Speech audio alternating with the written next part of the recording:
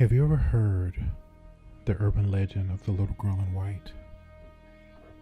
As it goes, if you're walking alone in an isolated place, such as the woods late at night, near dark alleys or abandoned buildings, you'll hear the faint cry of a child.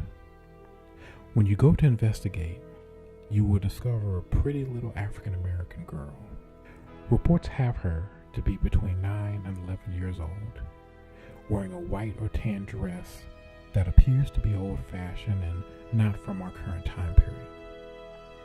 The girl will be standing still with her head in her hands, crying profusely.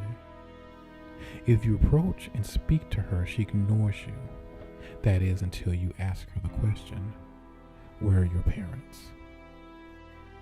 At this point, she will abruptly stop crying, look up with you, and without a word, point in the direction of the forest, alley, or abandoned house or building she's standing in front of. Reports about what happens next are sketchy, but it's said that if you continue to question the girl about her parents or anything else, she will not say a word. She'll just stare at you and point. It's also been reported that the girl has been seen in all types of weather, freezing cold and blazing heat light, during the day and late in the evening, all over the United States. Some have said your mobile device will inexplicably stop working in the immediate vicinity of her. All of which is of course very strange, but what happens next is quite disturbing. If you offer to take her to her parents or offer to look for her parents, at that point, she would take you by your hand and lead you into whatever dark and isolated area you are near. If at any point you try to stop, things get worse. It's said that the girl is incredibly strong, and her grip becomes like cold vice on your hand, almost crushing it. She pulls you down to the ground and begins dragging you deeper into wherever you are, far enough away so that no one will hear you scream for help. Once she lets go, she turns and is no longer that cute little girl you found crying. Her pupils are glowing red or white. Her skin has sprouted thick black veins and seem to move like worms across her face. Her teeth are long and pointed like a shark. Her nails are long and black like talons, and her pretty white dress is now stained with dirt and blood and all tattered. She taunts you at first, and when you run, she chases you down. If you somehow manage to escape, it's not over. The little girl somehow follows you home, and in the middle of the night while you sleep, she pounces, biting and clawing at you until you're dead.